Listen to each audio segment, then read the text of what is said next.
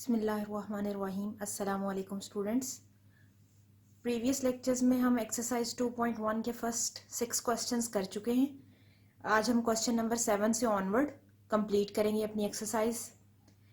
जितने भी क्वेश्चंस किए हैं आपने, उसमें आपने देखा है कि एक्सरसाइज में डिस्क्रिमिनेंट को यूज़ करते हुए वो स्टूडेंट से डिफरेंट वेज से क्वेश्चन सॉल्व करवा रहा है। फॉर एग्जांपल, कहीं कह दिया रूट्स इक्वल हैं, डिस्क्रिमिनेंट की वैल्यू फाइंड आउट करें। कहीं कोई कांस्टेंट दे दिया, फॉर एग्जांपल जैसे उसने आपको कांस्टेंट के दिया हुआ है, उसकी वैल्यू फाइंड आउट करें, या कोई कंडीशन फाइंड आउट करके दिखाएं। तो बेसिकली आपने हर बार डिस्क्रिमिनेंट के अंदर ही वैल्यूज पुट करके अपने आंसर को कैलकुलेट करना है। अब जैसे क्वेश्चन नंबर 7 अगर आप अपनी बुक्स पर देखें, उसमें भी आपको एक इक्वेशन दी हुई है और साथ उसने मेंशन कर दिया है if the roots of the equation are equal then proof. दो चीजें प्रूफ करनी है, एक a should be equal to 0 और दूसरी चीज क्या प्रूफ करनी है, क्यूबिक फॉर्मूला है, ये आपको प्रूफ करके दिखाना है। तो वही प्रोसीजर जो हमने फर्स्ट 6 क्वेश्चंस में किया। हमने अपनी इक्वेशन में सबसे पहले देखा a, b और c की वैल्यूज क्या हैं, वो हमने मेंशन कर दी। उसके बाद as given that roots are equal so discriminant is equal to 0। Discriminant की वैल्यू लिखी क्या, b² - 4ac। उसके अंदर हमने अपनी इक्वेशन की वैल्यूज पुट करने के बाद अब सिर्फ और सिर्फ सिंप्लीफिकेशन है। बेटा इस पूरी एक्सरसाइज के अंदर सिंप्लीफिकेशन मैटर करती है। अगर तो आपको स्क्वायर फॉर्मूले ओपन करने, फैक्टर्स की मल्टीप्लिकेशन करनी, फैक्टराइजेशन करनी, ये चीजें अच्छी तरह आ जाए तो आपके लिए ये सिंप्लीफिकेशन मुश्किल नहीं है। अब -2 का स्क्वायर, नेगेटिव साइन भी स्क्वायर की वजह से पॉजिटिव हो जाएगा, 4 आ गया। अंदर पड़े हुए फैक्टर पे हम स्क्वायर का फॉर्मूला ओपन करेंगे। फर्स्ट टर्म का स्क्वायर, उसकी 2 पावर है तो 4 पावर बन जाएगी। फिर सेकेंड टर्म का स्क्वायर, दोनों का स्क्वायर सेपरेटली आ गया, -2 टाइम्स फर्स्ट और सेकेंड टर्म मल्टीप्लाई होकर आ गई। फिर नेक्स्ट देखें, -4 वैसे ही आ गया और इस स्टेप में हमने इन दोनों फैक्टर्स को आपस में मल्टीप्लाई कर दिया। c² b², c² - ac से मल्टीप्लाई होके -ac³, ये वाली टर्म इससे मल्टीप्लाई होके -ab³ और इधर फर्स्ट टर्म इस लास्ट टर्म से मल्टीप्लाई होके पॉजिटिव साइन आ जाएगा। क्यों? क्योंकि दोनों नेगेटिव है, तो पॉजिटिव साइन के साथ a² b और c आ गया। अब हम इसको फर्दर सॉल्व करते हैं। नेक्स्ट स्टेप में देखें, अब हम 4 को मल्टीप्लाई कर देंगे इस पूरे फैक्टर के साथ। तो ये 4a⁴ प्लस 4b² c² -4 2 से मल्टीप्लाई होके 8a² bc। नेक्स्ट फिर देखें, -4 मल्टीप्लाई हो जाएगा इस पूरे फैक्टर के साथ, -4b² c²। अब ये नेगेटिव साइन है, बाहर भी नेगेटिव साइन है, मतलब -4 इसके साथ जब मल्टीप्लाई होगा तो नेगेटिव साइन के साथ पॉजिटिव हो जाएगा, नेक्स्ट भी पॉजिटिव हो जाएगा और लास्ट वाला नेगेटिव ही रहेगा क्योंकि यहाँ पर प्लस का साइन है। तो अब हम देखते ये हैं कि हमारी इस इक्वेशन के अंदर कैंसिलेशन किन किन टर्म्स की हो सकती है। सेकेंड और फोर्थ टर्म आपस में कैंसिल हो गई, रिमेनिंग टर्म्स हमने सारी लिख दी एज इट इज। अब हम अगर हम देखें इन सब टर्म्स के अंदर 4a कॉमन आ सकता है, तो हमने 4a कॉमन ले लिया। यहाँ पर a³ बच गया, यहाँ से डिवाइड होकर 2 आ गया, एक a खत्म हो गया, abc आ गया, यहाँ से 4a चला गया बाहर, c³ रह गया, यहाँ से b³ आ गया और यहाँ से सिर्फ abc बच गया। अब ये दो फैक्टर हैं, एक फैक्टर 4a और दूसरा फैक्टर ये कंप्लीट इक्वेशन। ये दोनों फैक्टर्स हम सेपरेटली 0 के इक्वल लिख सकते हैं। तो हमने दोनों फैक्टर्स कौन कौन से, 4a और ये पूरी टर्म 0 के इक्वल लिख ली। यहाँ से हम कांस्टेंट 0 के साथ खत्म करके कह सकते हैं only a is equal to 0। और बाकी इस फैक्टर को अगर हम रीअरेंज करके लिखें तो a³ plus b³ plus c³ -2abc और -abc क्या होंगे, ऐड होके -3abc आपके पास आ जाएगा। तो जब आप इस नेगेटिव टर्म को इक्वालिटी के इस तरफ लेके आएंगे तो वही चीज आपके पास ऑब्टेन हो चुकी है जो उसने क्वेश्चन में आपसे डिमांड की है। तो बेटे by using discriminant is equal to 0 आपने प्रूफ करके दिखा दी उसको वो दोनों चीजें जो उसने आपसे मांगी थी। क्वेश्चन नंबर 8 देखें बेटा अपनी बुक्स पर, वो कह रहा है show that the roots of the following equations are rational. अब आपको इक्वेशन रैशनल है या नहीं, इसके रूट्स रैशनल है या नहीं ये शो करना है। तो जो चैप्टर के फर्स्ट पेज पे हमने डिस्क्रिमिनेंट की डिफरेंट कंडीशंस पढ़ी थी, पेज 19 पे। अगर आप वो देखें तो रैशनैलिटी के लिए आपका डिस्क्रिमिनेंट का आंसर ग्रेटर देन 0 होना चाहिए। तो बेटा हम अपनी इक्वेशन को सॉल्व करते हैं बाय यूजिंग डिस्क्रिमिनेंट। देखते हैं क्या हमारा आंसर ग्रेटर देन 0 आता है। अगर तो हमारा आंसर पॉजिटिव आया, ग्रेटर देन 0 आया, इट मीन्स हमारी इक्वेशन के रूट्स रैशनल ऑटोमेटिकली हो जाएंगे। तो हम वही काम करते हैं। फर्स्ट पार्ट देखें क्वेश्चन का, ए बी और सी की वैल्यूज देखी क्या क्या है। एक्स स्क्वायर का कोफिशिएंट ए है, एक्स का कोफिशिएंट बी है और कांस्टेंट टर्म हमारी सी है। डिस्क्रिमिनेंट लिखा, डिस्क्रिमिनेंट के अंदर वैल्यूज पुट की ए बी और सी की। अब बेटे हम b का स्क्वायर लिख दिया और c माइनस ए पे स्क्वायर का फॉर्मूला ओपन करते हैं। फर्स्ट टर्म का स्क्वायर, सेकंड टर्म का square minus first and second term 2 के साथ मल्टीप्लाई होके आ जाएगी। फिर -4 इधर आ गया, a b और c दोनों के साथ मल्टीप्लाई हो गया। सिमिलरली c a और b दोनों के साथ मल्टीप्लाई हो गया। उससे नेक्स्ट स्टेप में हमने क्या किया, b स्क्वायर को अंदर पड़े हुए पूरे फैक्टर के साथ मल्टीप्लाई करके लिख दिया। अब नेक्स्ट स्टेप में हमने क्या करना है, इन दोनों फैक्टर्स को आपस में मल्टीप्लाई किया।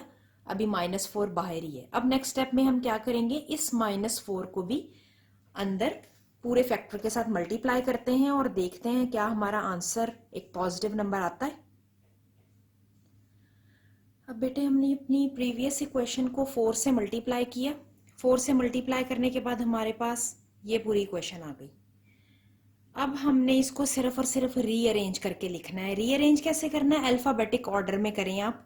जैसे ए बी और फिर सी की तरफ मूव करें। पहले ए स्क्वायर बी स्क्वायर लिख दिया, फिर बी स्क्वायर सी स्क्वायर लिख दिया, फिर उसके बाद 4a स्क्वायर सी स्क्वायर आ गया।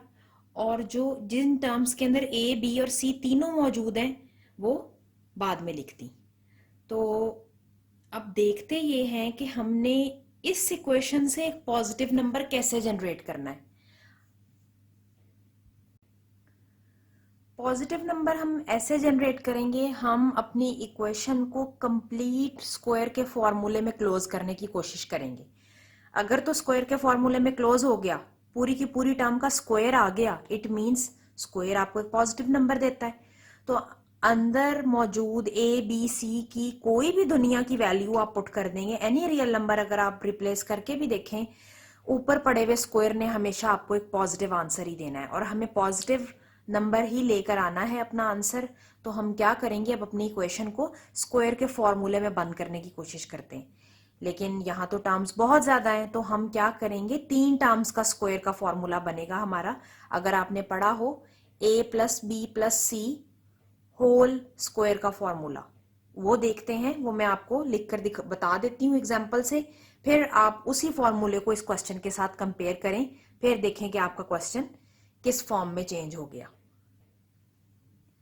आपने बेटा पढ़ा होगा, अगर 3 टर्म्स का स्क्वायर का फॉर्मूला हो, a plus b plus c whole square का फॉर्मूला अगर हो, तो फर्स्ट टर्म का स्क्वायर प्लस सेकेंड टर्म का स्क्वायर प्लस थर्ड टर्म का square plus 2ab plus 2bc plus 2ca, क्या हो रहा है, फर्स्ट और सेकेंड टर्म, सेकेंड और थर्ड टर्म, थर्ड और फर्स्ट टर्म आपस में मल्टीप्लाई होकर 2 के साथ आ जाएंगी। यही चीज अगर आप अप्लाई करें साइन की परवाह किए बगैर, मतलब आपका पॉजिटिव या नेगेटिव साइन किसी भी टर्म के साथ आ सकता है। आपकी फर्स्ट टर्म नेगेटिव हो सकती है, बाकी दोनों पॉजिटिव हो। आपकी सेकेंड टर्म नेगेटिव हो सकती है, बाकी दोनों पॉजिटिव हो सकती हैं। सिमिलरली थर्ड नेगेटिव हो सकती है, तीनों नेगेटिव भी हो सकती हैं या 2 नेगेटिव भी हो सकती हैं। तो हमेशा कंडीशन फॉर्मूले की यही रहनी है। क्या कंडीशन, पहली टर्म का स्क्वायर लिखें, दूसरी का स्क्वायर लिखें, थर्ड का लिखें, 2 के साथ मल्टीप्लाई करके फर्स्ट और सेकेंड टर्म, वो चाहे पॉजिटिव हो चाहे नेगेटिव हो। सिमिलरली फिर 2 के साथ मल्टीप्लाई करके सेकेंड और third term, again positive negative हो सकती हैं। हाँ नेगेटिव है तो फिर नेगेटिव साइन भी आपको साथ लिखना है। सिमिलरली थर्ड टर्म कैसी होगी, 2 के साथ मल्टीप्लाई करके फॉर्मूले की थर्ड और फर्स्ट टर्म आपने लिख देनी है। ठीक है, ये मैंने आपको नीचे एक और एग्जांपल दिखा दी, क्या अपने क्वेश्चन से रिलेटेड, कि अगर हमारी फर्स्ट 2 टर्म्स पॉजिटिव और थर्ड टर्म नेगेटिव हो तो यही फॉर्मूला आपने कैसे लिखना है। फर्स्ट टर्म का स्क्वायर, सेकेंड टर्म का स्क्वायर प्लस थर्ड टर्म, अब देखें नेगेटिव है, मैंने -c का स्क्वायर लिख दिया, फिर प्लस फर्स्ट और सेकेंड टर्म, फिर +2 के साथ सेकेंड और थर्ड टर्म, यहां पर c पॉजिटिव था, अब यहां देखें c नेगेटिव है। फिर सिमिलरली थर्ड और फर्स्ट टर्म, तो बेटा इसको सॉल्व करके यहां पर c माइनस सी का स्क्वायर था तो आंसर पॉजिटिव आ गया, लेकिन आगे क्या होंगे, 2 टर्म्स हमारी नेगेटिव होंगी। अब ये जो नीचे रिजल्ट लिखा हुआ है इसको अपने क्वेश्चन से कंपेयर करें आप, यही चीज आपके क्वेश्चन पे अब अप्लाई होने लगी है। अब बेटा क्वेश्चन में देखें a² b² लिखा है, मैंने उसको ab होल स्क्वायर लिख दिया, b² c² लिखा है उसको bc होल स्क्वायर लिख दिया, 4a² c² लिखा है तो 4 किस नंबर का स्क्वायर होता है, हम कह सकते हैं 2 का स्क्वायर होता है। लेकिन मैंने सर नेगेटिव साइन क्यों लिख दिया, इसकी रीजन मैं आपको आगे बताती हूँ। क्या हुआ, 2a और c का स्क्वायर लिख दिया तो आंसर 4a² c² आ गया, लेकिन नेगेटिव साइन क्यों लिखा, नेगेटिव साइन से फर्क तो कोई भी नहीं पड़ना, क्यों, क्योंकि ऊपर स्क्वायर है, आंसर तो हर बार यही आना, चाहे पॉजिटिव हो चाहे नेगेटिव हो, लेकिन हमें थर्ड टर्म के साथ नेगेटिव साइन चाहिए, क्यों, क्योंकि हमारे क्वेश्चन के अंदर आप गौर से देखें लास्ट 2 टर्म्स नेगेटिव साइन के साथ हैं। सिमिलरली ये जैसे मैंने अभी आपको नीचे फॉर्मूला एक्सपैंड करके दिखाया, आपकी लास्ट 2 टर्म्स नेगेटिव साइन के साथ है, तो बेटे इसीलिए मैंने एक टर्म नेगेटिव चूज की और वो थर्ड टर्म नेगेटिव है। ठीक है बेटा, क्वेश्चन की रिक्वायरमेंट के अकॉर्डिंग। अब हमने देखना है ये 2 टाइम्स वाली टर्म्स हमने कैसे लिखनी है अपने क्वेश्चन को देखते हुए। अब ये पहली 3 टर्म्स मैंने इसको a का नाम दे दिया, इसको b का नाम दे दिया, इसको c का नाम दे दिया। वही चीज जो अभी मैंने आपको नीचे मेंशन की है, 2 times first and second term a b और बी सी, फिर 2 टाइम्स सेकेंड और थर्ड टर्म, देखें सेकेंड और थर्ड टर्म, फिर 2 टाइम्स थर्ड और फर्स्ट टर्म, वो लिख दी।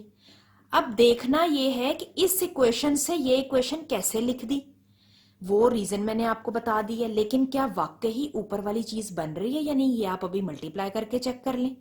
2ab और bc को मल्टीप्लाई करें, यही चीज वापस आती है, इन दोनों को मल्टीप्लाई करें, फिर अगेन आपके पास यही चीज वापस आ रही है।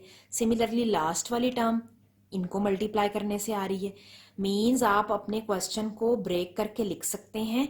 अब पेपर में अगर आप क्वेश्चन सॉल्व करने बैठें तो बेटा माइंड से स्किप हो सकता है कि मैंने इसको किन 2 नंबर्स में ब्रेक करना है, या मैंने इस वाली टर्म को किन 2 नंबर्स में ब्रेक करना है। आपको इसको देखने की जरूरत नहीं है, आप सिर्फ पहली 3 टर्म्स को देखें, पहली 3 टर्म्स को देखें और उस पे ये वाला फॉर्मूला अप्लाई कर दें, ऑटोमेटिकली ये तीनों खुद ही आ जाएंगी। ये तीनों आपको अपने माइंड पे जोर दे के ब्रेक करनी ही नहीं पड़ेंगी, आप आराम से इन तीनों पे ये फॉर्मूला अप्लाई करके नेक्स्ट 3 टर्म्स बना सकते हैं। क्या, 2ab 2bc और 2ca, ये पहला a कह दें, दूसरी टर्म b कह दें, तीसरी टर्म c कह दें, तो बेटा बहुत इजी है। आई होप आप लोगों को समझ आ चुका होगा। तो अब हम a plus b minus c whole square के फॉर्मूले में इसको क्लोज कर सकते हैं। देखिए बेटा, जैसे अभी मैंने आपको बताया, ये फर्स्ट टर्म, ये सेकेंड टर्म, ये थर्ड टर्म, तो फर्स्ट सेकेंड और थर्ड टर्म के होल स्क्वायर के फॉर्मूले में आपने क्लोज कर दिया। तो इसको दोबारा एक्सपैंड करके देख लें, जो भी मैंने आपको नीचे जैसे समझाया था, फर्स्ट टर्म का स्क्वायर, सेकेंड टर्म का स्क्वायर, थर्ड टर्म का स्क्वायर, प्लस 2 टाइम्स फर्स्ट और second term, plus 2 times second और third term, plus 2 times third and first term, और इनको मल्टीप्लाई करके देखें, ऊपर वाली चीज आपके पास दोबारा से आ रही है। तो बेटा स्क्वायर है, फिर से मैं आपको बता दूं, आपकी पूरी टर्म के ऊपर स्क्वायर है, तो आप यहाँ पर a b c की कोई भी वैल्यू पुट करें, नेगेटिव पॉजिटिव जो भी आपका आंसर है, स्क्वायर की वजह से हमेशा एक पॉजिटिव नंबर ही आएगा। और हमें अपने क्वेश्चन में यही चीज शो करनी थी कि पॉजिटिव आंसर डिस्क्रिमिनेंट का कैसे आएगा, यही हमें रिक्वायर। तो बेटा एक पॉजिटिव नंबर आ गया आपके पास जो कि 0 से ग्रेटर है, और आपको यही शो करना था कि आपका डिस्क्रिमिनेंट 0 से ग्रेटर होना चाहिए। आप कह देंगे रूट्स क्या हैं, रैशनल है। तो बेटा क्वेश्चन नंबर 8 का फर्स्ट पार्ट हमने किया। अभी हम सेकंड पार्ट देखते हैं। इसके मैं दोनों पार्ट्स करवा रही हूँ क्योंकि ये आप लोगों के लिए, कुछ स्टूडेंट्स के लिए नई चीज़ हो सकती है कि कैसे हमने एक इक्वेशन को स्क्वायर के फॉर्मूले में क्लोज करके एक पॉजिटिव नंबर शो कर दिया। अब बेटे क्वेश्चन नंबर 8 का ही सेकंड पार्ट है। हमें फिर से अपने इस इक्वेशन के रूट्स को रैशनल शो करना है और रैशनल शो करने के लिए हम डिस्क्रिमिनेंट का आंसर ग्रेटर देन 0 शो करेंगे। फिर से ए, बी और सी की वैल्यूज डिस्क्रिमिनेंट के अंदर रिप्लेस की। आफ्टर रिप्लेसमेंट अब हम सिंप्लीफिकेशन करते हैं। 2 का स्क्वायर 4 आ गया और अंदर a प्लस बी प्लस सी का वही फॉर्मूला जो अभी मैंने आपको लिख के दिखाया था वो हमने एक्सपैंड कर दिया। a square plus b square plus c square plus 2ab plus 2bc plus 2ca minus 4 as it is आ गया और ये दोनों फैक्टर्स अब मल्टीप्लाई होंगे। a square plus 2ac plus 2ab और प्लस 4bc आपके पास इक्वेशन आ गई। अब बेटा ये 4 हमने पूरे फैक्टर के साथ मल्टीप्लाई कर दिया और ये 4 भी। आफ्टर मल्टीप्लिकेशन अब हमने देखना ये है कि हम किन किन टर्म्स को आपस में कैंसल आउट कर सकते हैं। अब आफ्टर कैंसलेशन आपके पास 4b square 4c square plus 8bc और ये माइनस 16bc ये टर्म्स बची। ये दोनों टर्म्स हमारी आपस में सब्ट्रैक्ट हो सकती हैं और 16 के साथ नेगेटिव साइन है सो हमारा वैल्यू के साथ नेगेटिव साइन आ जाएगा। अब हमने इन तीनों टर्म्स को स्क्वायर के फॉर्मूले में क्लोज करना है तो हम क्या करते हैं, कोशिश करते हैं इसको a बनाने की, इसको b बनाने की और इसको 2ab जो हमारा फॉर्मूला का होता है a square plus b square minus 2ab। तो हम इस पूरी टर्म को 2b का स्क्वायर लिख सकते हैं, इसको 2c का स्क्वायर लिख सकते हैं और इसको 2 टाइम्स a पूरा का पूरा इंटू b पूरा का पूरा। ठीक है बेटे, स्क्वायर का फॉर्मूला है और से दोबारा देख लें, a square plus b square minus 2ab। दोबारा से यही चीज आपके पास वापस आ जाएगी।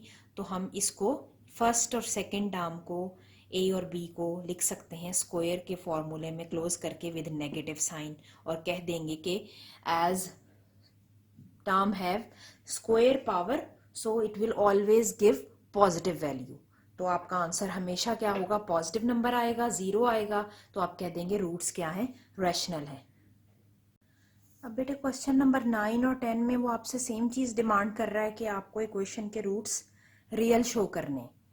क्वेश्चन नंबर 9 सिर्फ 10 से डिफरेंट इतना है कि फॉर एनी वैल्यू के की किसी भी वैल्यू के लिए आपके रूट्स जो हैं वो रियल होने चाहिए। तो हम फिर से वही जो हमने रैशनैलिटी के लिए किया था, अपने डिस्क्रिमिनेंट के आंसर को पॉजिटिव शो किया था, वही काम अब हमने क्वेश्चन नंबर 9 और 10 में करना है।